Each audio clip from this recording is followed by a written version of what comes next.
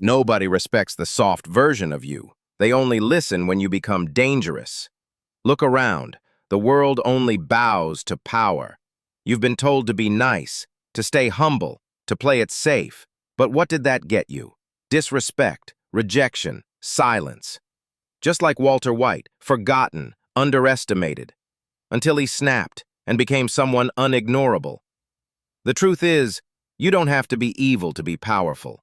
You don't have to be violent to be respected, but you do have to be disciplined, cold, and clear. People fear the man who doesn't flinch, the man who's capable, but chooses control. So stop trying to be liked. Build yourself until the weak fear disappointing you.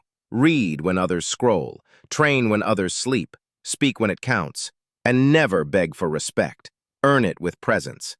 This channel isn't for the soft. It's for those ready to evolve into something unforgettable. Subscribe if you're done playing weak. Comment, "I am the danger." And remember, you don't need validation. You need transformation.